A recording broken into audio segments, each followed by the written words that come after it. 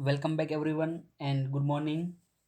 Now, in this session, we will going for our next question, that is the functions of the commercial banks. And in this question, that is the function of commercial bank. We already completed the first function of the primary function, that is the accept deposits.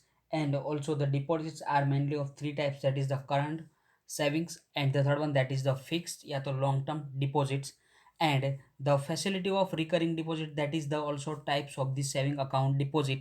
And still the fixed long term deposit we already completed in the previous session. In this session now we will going for the our next topic, that is the providing credit facility. Please now you can concentrate on your books, page number 37, providing credit facility. तो सबसे पहले मैं यहाँ पर आपको एक blank page के अंदर समझा रहा हूँ कि क्या बैंक का जो प्राइमरी फंक्शन है, second function, that is the credit facility. तो फ्रेंड, हमने पास्ट लेक्चर में हमने देखा था कि जो मीनिंग के अंदर भी देखा था, and also in the commercial banks, and then the first function that is the accepting deposit. तो वहाँ पे हमने एक एग्जांपल भी लिया था। आज हम सब नाम को साइड में रखते हैं, रेगुलर नाम ही यूज़ कर रहे हैं, that is the A SBI bank है और बी। तो यहाँ पे क्या होगा फ्रेंड कि ए के पास जो भी सेविंग है, पब्लिक के पास सेविंग, वो सब सेविंग कहाँ पे वो डिपॉजिट करवाएंगे, बैंक के अंदर। तो यहाँ पे जो बैंक के पास जो भी पैसे आते हैं, वो बैंक आगे क्या प्रोवाइड कर रहे हैं, किसी और को, पब्लिक को, जो भी जिन लोगों को पैसे की ज़रूरत है, उन लोगों को यहाँ पे पैसे प्रोवाइड करेंगे। तो हमने देखा था कि एज अ लोन प्रोवाइड कर सकते हैं। और बी, जो भी लोन बैंक की साइड से मिला है उनके बदले में क्या पे यहाँ पे करेंगे, तो हम बोल सकते हैं कि दैट इज़ द इंटरेस्ट। तो ये पॉइंट तो हमने लास्ट लेक्चर में भी देखा था in the meaning of banks and also in the commercial banks, and the first that is the accepting deposit. तो आज के सेशन के हम यहाँ पे शुरुआत करें कि प्रोवाइडिंग क्रेडिट फैसिलिटी। तो आप अपने बुक्स के अंदर भी देख सकते हो या तो स्क्रीन के ऊपर भी देख सकते हो।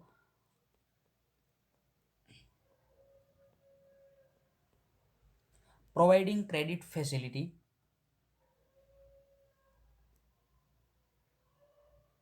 Sorry 1 minute friend.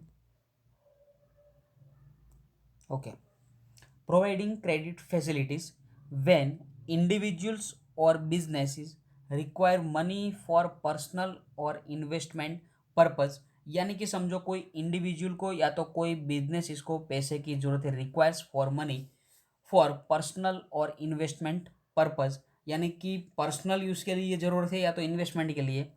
They borrow from banks and banks provide credit by charging a rate of interest.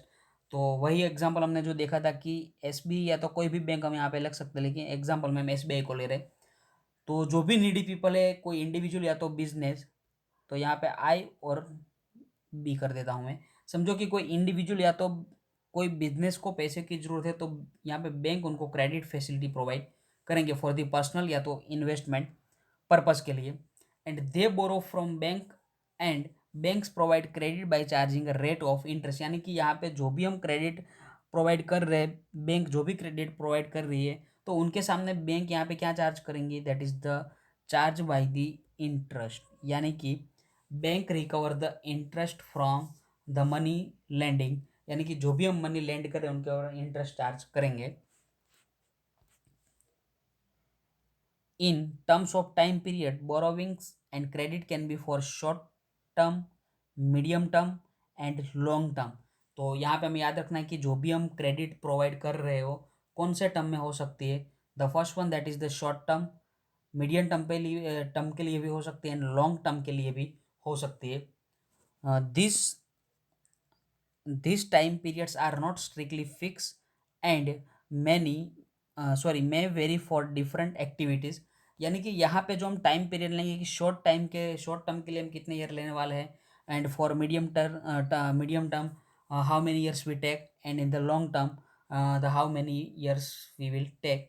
तो जो भी अलग अलग एक्टिविटी है उनके हिसाब से अलग अलग यहाँ पे टाइम पीरियड हो सकते हैं। यहाँ पे लिखा है कि मे वेरी वेरी, यानी कि डिफरेंट टाइम पीरियड हो सकता है for different activities. However in theoretical sense, short term is a period up to 1 year, medium term is a period between 1 and 5 year, and the long term is the period between 5 year and 15 year. तो यहाँ पे जो तीनों के period की हम बात करें, टाइम पीरियड की डिस्कशन कर रहे हैं कि अगर समझो कि शॉर्ट टर्म के लिए कोई क्वेश्चन आ जाए, तो शॉर्ट टर्म में अप टू 1 ईयर। सेकेंड समझो कि अगर मीडियम टर्म की हम बात यहाँ पे करें, तो मीडियम टर्म के लिए जो टाइम पीरियड होगा that is the 1 to 5 year. And long term की यहाँ पे हम बात करें तो लॉन्ग टर्म के लिए 5 to 15 year. And friend the time period for the various activities the most important for your examination, and maybe ask the question in the examination about the time period and the term. That please come on page number 45 in the exercise, the MCQ number third. You can see MCQ number third, that is the short term lending in theoretical sense is for what period. तो यहाँ पे आप देख रहे हो कि short term की हम बात कर रहे हैं, तो शॉर्ट टर्म के लिए जो टाइम पीरियड हो, पीरियड अप टू 1 ईयर, यानी कि आपके बुक्स के अंदर MCQ आप देख सकते हो अप टू 1 ईयर यहाँ पे आंसर हो रहा है।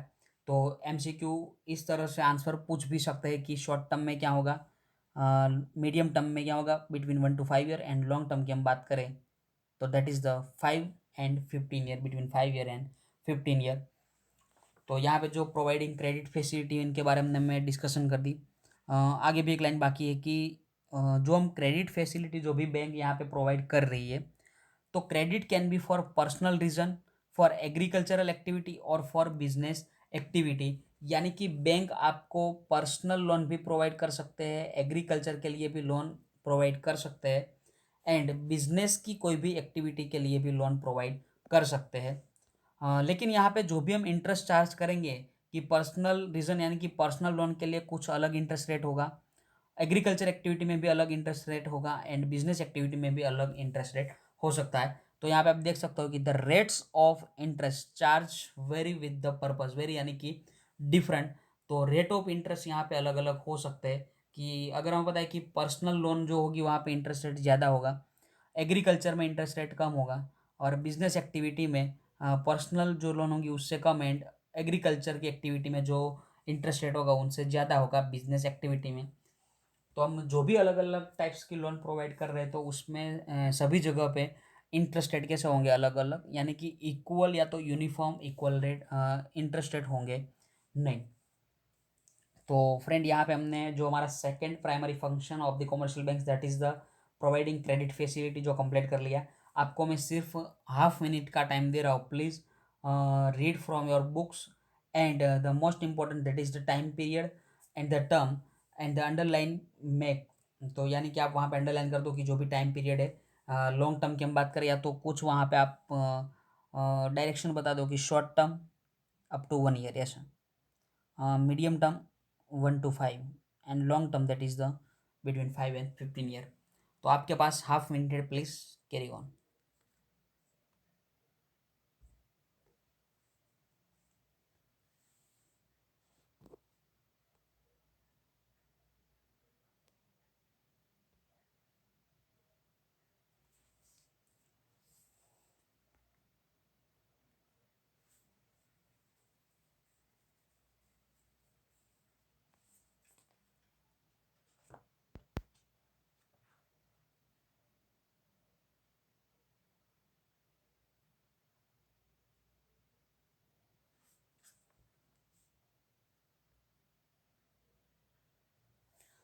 Okay, welcome back, friend. In the next functions of the commercial banks, that is the payment and withdrawal facilities, payment and withdrawal facilities. तो जो फर्स्ट एंड सेकंड फंक्शन की हम friend बात करते हो, वहाँ पे first function that is the accepting deposit, यानी कि आपके पास जो भी सेविंग है आप क्या कर सकते हो, उनको बैंक के अंदर डिपॉजिट करवा रहे हो।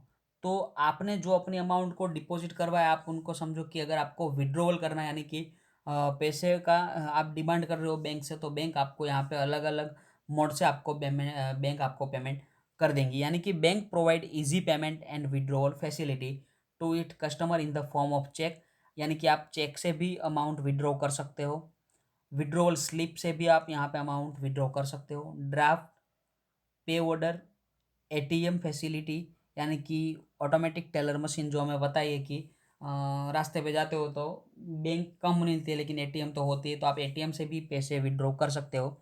And you can also use credit card, debit card, internet banking for the withdrawal facilities, यानी कि यहाँ पे आप बोल सकते हैं कि विड्रॉवल, अपने अमाउंट को विड्रॉ करने के लिए कौन कौन से मोड यूज कर सकते हो।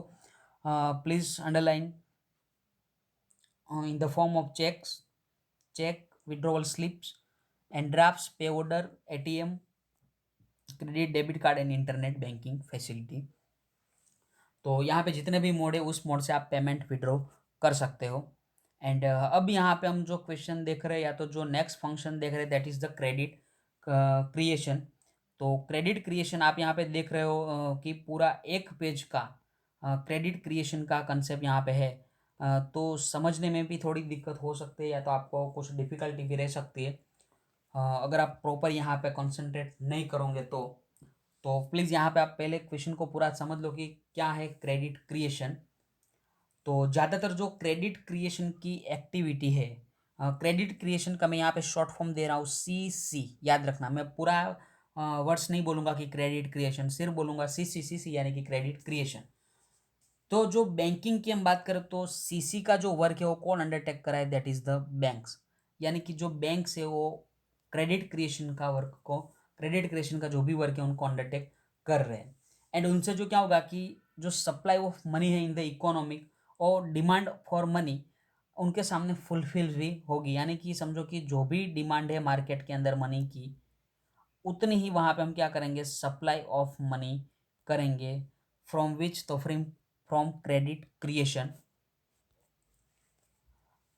Banks create money from existing stock of money and thereby to supply of money in the economy, यानी कि यहाँ पे जो हम क्रेडिट क्रिएशन कर रहे हैं CC, क्रेडिट क्रिएशन यानी कि मनी का क्रिएशन करना, क्रिएट मनी।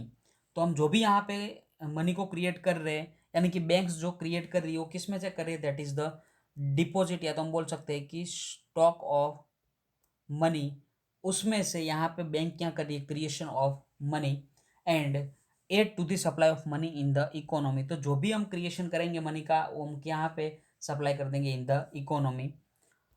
और आप अब यहाँ पे अंडरलाइन कर दीजिए जो क्रेडिट क्रिएशन का आपका जो फर्स्ट पैराग्राफ है वहाँ पे लास्ट सेकंड लाइन में लास्ट में लिखा है when credit certain, sorry, credit creation bye banks increase, यानी कि क्रेडिट क्रिएशन अगर समझो कि इंक्रीज हो रहा है, the supply of money increases, तो यहाँ पे मैं लिखता हूँ SOP यानी कि supply, sorry SOM, supply of money. तो अगर क्रेडिट क्रिएशन इंक्रीज होगा तो सप्लाई ऑफ मनी भी क्या होगा, इंक्रीज होगा, यानी कि मार्केट के अंदर जो मनी का सप्लाई है वो बढ़ जाएगा।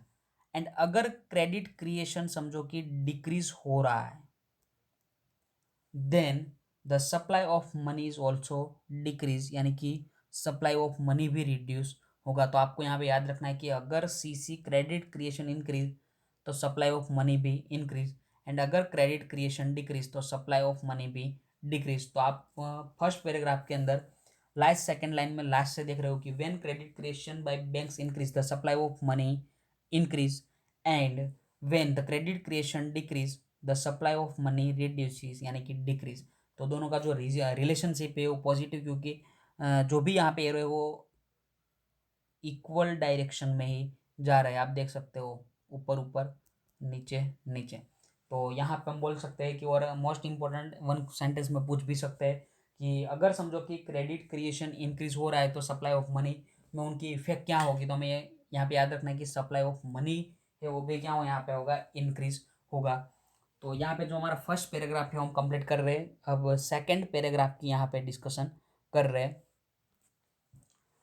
तो जो सेकंड पैराग्राफ के हम यहाँ पे एक एग्जाम्पल लेकर एक एग्जाम्पल को हम समझकर क्वेश्चन को पूरा कंप्लीट करेंगे। Please now you come on page number 38, page number 38। तो वहाँ पे आप एक टेबल देख रहे हो, टेबल नंबर 4.1। वहाँ पे सबसे पहले एक बैंक है, बैंक का कॉलम है, and then net deposit in rupees, and the third column that is the required reserve ratio, और and the last one that is the new loan. तो यहाँ पे 4 कॉलम आप देख रहे हो पेज नंबर 38 पे। या तो आप अपनी स्क्रीन पर भी देख सकते हो। सबसे जो यहाँ पे पहला कॉलम है that is the banks, second one that is the net deposits, required reserve ratio, and the last one that is the new launch. अब हम यहाँ पे समझ रहे हैं कि क्या पूरा कॉन्सेप्ट है। ओके, अब यहाँ पे हम समझ रहे हैं कि जो बैंक ए है, ए नाम की बैंक, वहाँ पे नेट डिपॉजिट आ रही है 1000 रुपीज़। तो हम यहाँ पे कुछ एग्जांपल ले रहे हैं। समझो कि एम एम यानी कि मानसी, मानसी का जो बैंक अकाउंट है वो कौन सी बैंक में है, ए बैंक में, और मानसी अपने बैंक अकाउंट में 1000 रुपीज़ डिपॉजिट करवा रही है। तो यहाँ पे समझो कि बैंक के पास जो भी डिपॉजिट आती है, तो हमें पता है कि the deposit is lend to the another needy people, यानी कि बैंक के पास जो डिपॉजिट आ रही है वो आगे बैंक क्या करने वाली है, किसी को लैंड करने वाले, यानी कि लोन प्रोवाइड करेंगे। तो हमें पता है कि बैंक के पास जो 1000 रुपीज़ डिपॉजिट हुए फ्रॉम मानसी, तो यहाँ पे जो 1000 रुपीज़ और बैंक अपने पास रखने वाले नहीं है, वो आगे किसी को एज अ लोन प्रोवाइड करेंगे, यानी कि न्यू लोन। तो बैंक के पास जो 1000 रुपीज़ यहाँ पे है डिपॉजिट मिल रही है, तो आरआरबी का, या तो सॉरी आरआरबी नहीं, आरबीआई बैंक का जो मॉनिटरी पॉलिसी है उनके अंदर एक रिजर्व कैश रिजर्व रेशियो यानी कि CRR का जो एक रेट होता है, उस रेट को हमें यहाँ पे कंपल्सरीली फॉलो करके आगे किसी को न्यू लोन्स प्रोवाइड करनी है। तो कैश रिजर्व रेशियो, यानी तो बोल सकते हैं कि रिजर्व रेशियो, यानी कि आपको जो 1000 रुपीज़ मिला है उसमें जो RBI as per the rules and regulation of RBI, RBI ने जो भी CRR दिया है उतना हमें अपने पास रख के बाकी की हमें न्यू लोन्स यहाँ पे देनी है। तो यहाँ पे आप देख सकते हो कि 20% जो CRR का रेट है, तो 1000 का जो 20% हम करेंगे तो हमें 200 रुपीज़ मिलेंगे। तो 200 रुपीज़ हम रिजर्व रखेंगे यहाँ पे, एंड बाकी की जो अमाउंट है दैट इज द 800 को हमें न्यू लोन की तरह हम किसी को प्रोवाइड कर सकते हैं। तो आप यहाँ पे देख सकते हो कि फर्स्ट प्रोसेस कंप्लीट हो रही है। मानसी का अकाउंट ए बैंक के अंदर है, नेट डिपॉजिट मानसी ने जो बैंक के अंदर डिपॉजिट 1000 रुपीज़ करवाई है, एंड आगे हम बात करें कि 20% यहाँ पे रिजर्व हमें अमाउंट रखनी है, तो 1000 का 20% करेंगे तो 200 रिजर्व रखेंगे, और बाकी की 800 की अमाउंट हम आगे किसी को लोन प्रोवाइड कर सकते हैं। अब समझो कि आगे लोन यहाँ पे मिल रही है, वो किसको मिल रही है, दैट इज द तीशा। तो तीशा को यहाँ पे 800 की लोन मिल रही है फ्रॉम बैंक ए। तो यहाँ पे हमें पता है कि अगर आपको कोई भी अमाउंट की लोन मिल रही है बैंक में से, तो कोई भी बैंक के अंदर आपका बैंक अकाउंट होना जरूरी है, क्योंकि आपको जो भी लोन के अमाउंट के पैसे मिलेंगे, तो यहाँ पे ए बैंक है वो तीशा को क्या प्रोवाइड करेंगे, चेक प्रोवाइड करेंगे। तो चेक को क्लियरेंस करने के लिए तीशा का बैंक अकाउंट होना जरूरी, यानी कि समझो कि तीशा का जो बैंक अकाउंट है वो कौन सी बैंक में है, इन द बी बैंक, और तीशा ने वो चेक किसको दिया, बी बैंक को। तो यहाँ पे बी के अकाउंट में, बी जो है बैंक, उनके अकाउंट में तीशा के अकाउंट में कितने रुपीज आ रहे हैं, नेट डिपॉजिट 800, क्योंकि 800 का यहाँ से जो चेक मिला था वो तीशा ने अपनी बैंक अकाउंट में दिया, तो 800 रुपीज़ यहाँ पे क्रेडिट हो रहा है। उसमें से फिर से 20% हमें रिजर्व रखना है, यानी कि 800 into 20% that is the 160 rupees जो हम रिजर्व रखेंगे, और बाकी की अमाउंट है that is the 800 minus 160 is equal to 640, और यहाँ पे 800 that is the 1000 minus 200 is equal to 800। तो यहाँ पे जो 640 की अमाउंट है हम क्या करेंगे, किसी को न्यू लोन प्रोवाइड करेंगे। तो समझो कि यहाँ पे जो हम न्यू लोन 640 की दे रहे हो, ये दे रहे यशवी को। तो यशवी का भी कोई भी बैंक के अंदर अकाउंट होना जरूरी, और यशवी का बैंक अकाउंट है सी बैंक के अंदर।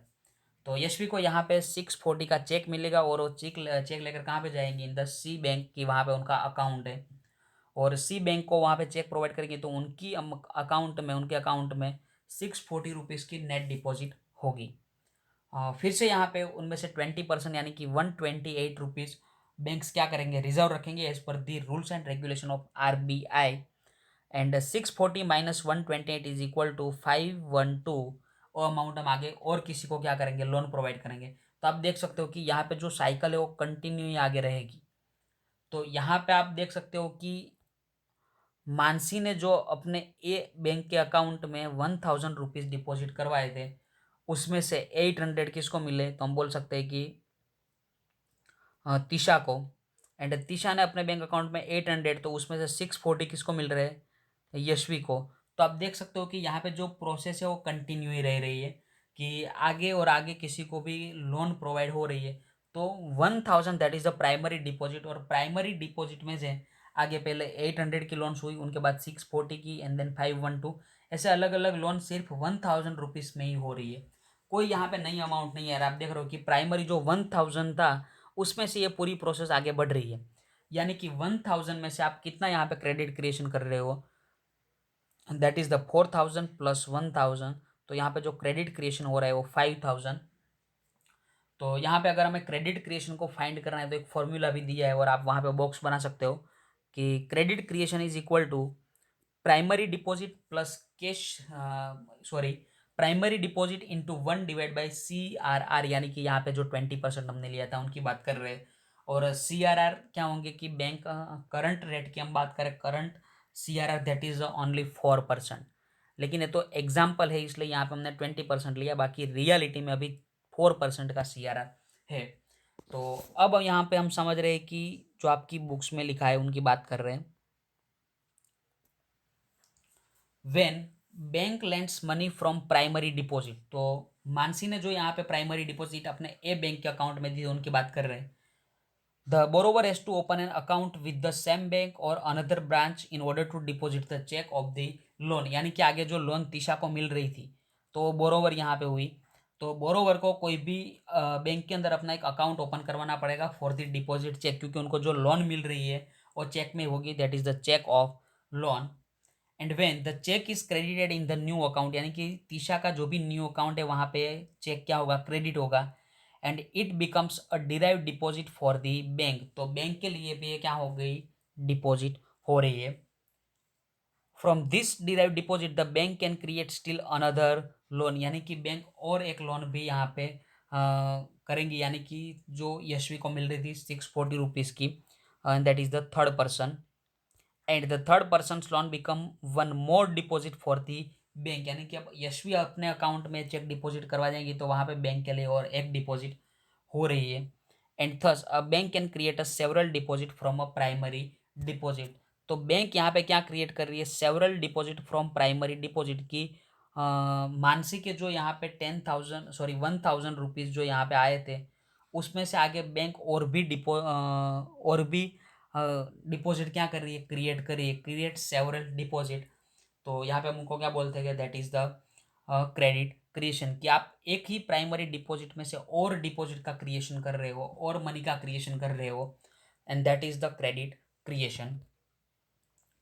Besides, when the borrowers withdraw the loan, when the borrower withdraw the loan amount from his or her account and spend it there, it greater circulation supply of money in the economy। तो friend यहाँ पे हमने देखा था कि जो amount Mansi ने deposit करवाई थी अपने बैंक अकाउंट में 1000 रुपीज, वो आगे यशवी सॉरी है आप क्या बोल सकते हैं कि जो मानसी ने अमाउंट डिपॉजिट करवाई थी आगे वो तीशा को मिल रही है एज अ लोन। तो यहाँ पे समझो कि जो भी लोन की अमाउंट मिल रही है दैट इज द 800 रुपीज, और ये 800 रुपीज जो तीशा है वो अपने बैंक अकाउंट में जैसे ही अपना चेक क्लियरेंस होके क्रेडिट होते है उनका अमाउंट 800, तो उनके बाद क्या वो कर रही है कि जो लोन की अमाउंट है वो विड्रॉ कर रही है। यहाँ पे आप देख सकते हो the borrowers withdraw the loan amount from her accounts, यानी कि तीशा अपने अकाउंट्स में से लोन की अमाउंट क्या कर रही है, बोरो कर रही है, विड्रॉ कर रही है। And spend in there is a greater circulation supply of money in the economy, और हमें पता है कि जो भी अकाउंट में से हम अमाउंट विड्रॉ करेंगे हम आगे एक्सपेंस करने वाले हैं, तो उससे क्या होगा कि जो supply of money in economy, economy के अंदर जो मनी का सप्लाई होगा वो क्या होगा, इंक्रीज हो जाएगा। And no bank can lend the full amount of a deposit from every deposit, यानी कि बैंक फुल्ली डिपॉजिटेड अमाउंट को आगे किसी को लैंड प्रोवाइड कर सकते नहीं है। The bank has to keep aside some proportion of money in the form of CRR, या तो हम बोल सकते हैं कि cash reserve which is known as a cash reserve ratio that is the CRR, यानी कि यहाँ पे आप देख सकते हो कि the net deposit is the 1,000 rupees and the bank keeps the reserve ratio 20%, that is the 200 rupees, and the remaining amount that is the 800 rupees is a new loan. तो यहाँ पे हम देख सकते हैं कि बैंक के पास जो 1,000 की डिपॉजिट आई उसमें से फुल अमाउंट, फुल डिपॉजिट की अमाउंट किसी को न्यू लोन प्रोवाइड नहीं कर रहे। 1,000 में से 20% को रिजर्व रख रहे हैं, यानी कि 200 रुपीज, और बाकी की अमाउंट हम आगे क्या कर रहे हैं, किसी को न्यू लोन प्रोवाइड कर रहे हैं। If bank is a primary deposit of 1,000 rupees and CRR determined by rules is a 20%, then the bank can create credit up to 1,000 into 1 divided by CRR, that is the 20%। तो मैंने आगे आपको एक box भी करवाया, table के नीचे आप देख सकते हो primary deposit is equal to, sorry, credit creation is equal to primary deposit into 1 divide by CRR।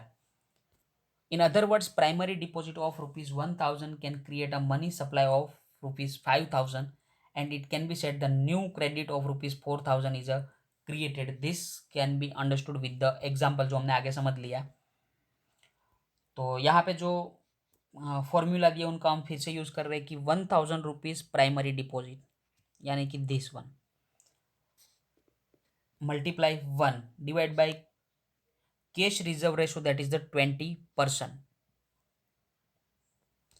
अब यहाँ पे समझो कि हमें जो 20% है उनको रिमूव करने के लिए ऊपर हमें 100 से मल्टीप्लाई करना पड़ेगा। तो यहाँ पे हम परसेंटेज जो है उनको रिमूव कर रहे हैं, तो यहाँ पे 100 से मल्टीप्लाई होगा। 1,000 into 100 that is the 1 lakh divide by 2, sorry 20, तो हम यहाँ पे बोल सकते हैं कि 5,000 रुपीज आंसर जो आ रहा है क्रेडिट क्रिएशन में, उसमें से 1,000 हम रिमूव करेंगे, माइनस करेंगे फ्रॉम 5,000, तो 4,000 का यहाँ पे न्यू लोन क्रिएट हो रहा है, that is the credit creation. When customers withdraw more money than the deposited amount from their current account is called overdraft। अगर समझो कि जो भी कस्टमर विड्रॉ कर रहे हैं मनी वो ज़्यादा है, कि उनके करंट अकाउंट में जो भी मनी डिपॉजिट है उनसे वो ज़्यादा अमाउंट विड्रॉ कर रहे हैं, तो हम बोल सकते हैं कि that is the overdraft. And this also leads to credit creation, कि उससे क्रेडिट क्रिएशन क्या होने वाला है, इंक्रीज होने वाला है। तो यहाँ पे हमने देख लिया कि जो हमारा एक important function of the bank की हम बात करें that is the credit creation. तो आपको यहाँ पे मैं 2 मिनट्स दे रहा हूँ, please read once time the credit creation, and after that we continue for the our next function that is the inter banking transaction. तो यहाँ पे आपको मैं 2 मिनट्स प्रोवाइड कर रहा हूँ, please carry on.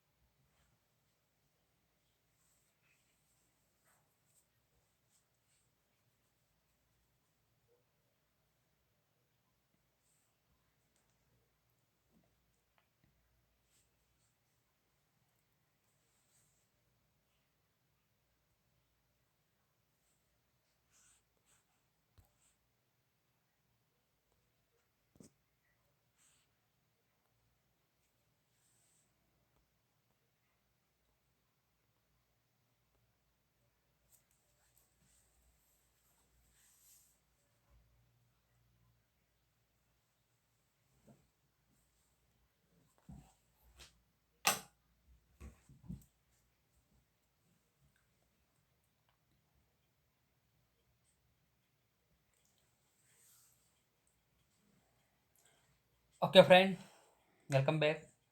The next function and the last function of the primary function that is the interbanking transaction.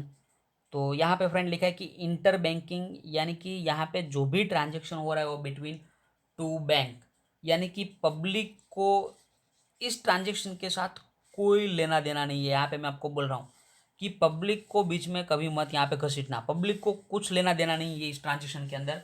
तो यहाँ पे जो ट्रांजेक्शन हो रहा है between two banks, inter banking transaction, यानी कि दो बैंक के जो बीच में जो भी ट्रांजेक्शन हो रहे हैं उनको हम क्या बोलेंगे, that is the inter banking transaction. Banks provide short term and long term credit to one another from time to time. यानी कि मैं आपको एग्जांपल दे रहा हूँ, that is the first one. यहाँ पे SBI बैंक है, BOB that is the bank of Baroda. अब SBI की जो बैंक है उनके पास कुछ सरप्लस फंड पड़ा हुआ है,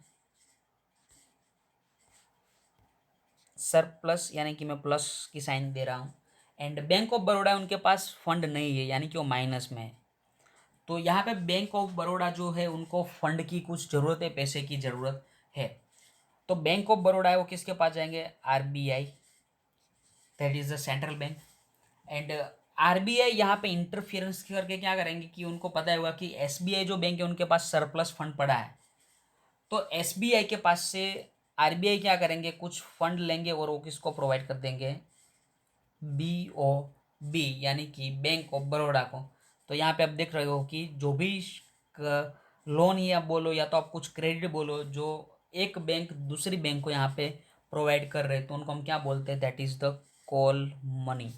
आपको फ्रेंड याद रखना है कि कॉल मनी हम किसको बोलते हैं, that is the short term credit is provided by one bank to another through the central bank, यानी कि RBI के थ्रू ही यहाँ पे हम क्रेडिट प्रोवाइड कर रहे हैं, यानी कि SBI क्रेडिट प्रोवाइड BOB को करे, उनको हम बोलते हैं कॉल मनी। एंड हमें पता है कि BOB के पास जो भी क्रेडिट यहाँ पे आई है उनके सामने उनको कुछ इंटरेस्ट भी पे करने की ज़रूरत पड़ेगी। तो BOB यानी कि bank of Baroda SBI bank को इंटरेस्ट पे करेगी, और जो भी रेट से यहाँ पे हम इंटरेस्ट पे करते हैं उनको हम क्या बोलते हैं, that is the call money rate. तो हमें याद रखना है कि what is the meaning of call money. Call money यानी कि the short term credit provided by one bank to another through the central bank is called call money, and the interest rate on call money is called the call money rate। तो दोनों की definition simple ही है। अब आप screen के ऊपर देख सकते हो, inter banking transaction that is the bank provide short term and long term credit to one another from time to time, यानी कि एक बैंक दूसरी बैंक को यहाँ पे क्रेडिट प्रोवाइड करेंगे। Short term credit is provided by one bank to another through the central bank. यहाँ पे देख रहे हो कि सेंट्रल बैंक बीच में रहेगी, उनके थ्रू ही यहाँ पे क्रेडिट प्रोवाइड कर रही है बैंक, उनको हम क्या बोलते हैं, that is the call money. And the interest rate on call money is called the call money rate, और उनके ऊपर जो भी इंटरेस्ट बैंक चार्ज करेंगी that is the SBI bank, उनको हम क्या बोलेंगे, that is the call money rate. तो आज के सेशन के अंदर जो इम्पोर्टेंट फंक्शन थे कॉमर्शियल बैंक के प्राइमरी हमने कंप्लीट कर दिए, and the next lecture we will continue for this secondary या तो other function of commercial banks. और 2 या तो 3 मिनट के लिए हम फिर से रिवाइज कर लेते हैं बाकी के जितने भी फंक्शन है। ओके, तो सबसे पहले हम बात कर रहे थे कि कॉमर्शियल बैंक्स, तो उनके जो फंक्शन की बात करें तो function is divided into two parts, that is the primary function and secondary function. Primary function की हम बात करें तो अलग अलग 5 फंक्शन थे यहाँ पे primary function. The first one that is the accepting deposit, deposit को एक्सेप्ट करना। तो वहाँ पे हमने देखा था कि जो भी पीपल्स या तो जो पब्लिक है उनकी सेविंग किसको दे रहे हैं, बैंक, और बैंक क्या करेंगे, except deposit with the condition that's the return the money when demand. And the types of deposits that is the 3 types. The first one that is the current, the second one that is the saving, and the third one that is the FD. And the facility of recurring account is the also types of saving account deposit, यानी कि जो recurring का है वो किसका type है, यहाँ पे सेविंग का ही टाइप है। और रिकरिंग और FD के बारे में आपको शायद पता ही होगा कि रिकरिंग में हम इंस्टॉलमेंट में पेमेंट कर रहे थे और FD में एक साथ पेमेंट कर रहे थे। The next function of the commercial banks that is the providing credit facility. तो हमने वहाँ पे भी देखा था कि SBI या तो कोई भी बैंक के पास जो भी पैसे आते हैं वो आगे किसी को क्या कर रहे हैं, as a provide credit facility. And the credit facility में be credit can be for short time period, medium term and for long term. Short term that is the up to 1 year, medium that is the 1 to 5 year, and long term that is the 5 to 15 year। तो यहाँ पे भी आपको याद रखना है कि short term that is the up to 1 year, medium term that is the 1 to 5 year, and long that is the 5 to 15। The next function third that is the payment and withdrawal facility.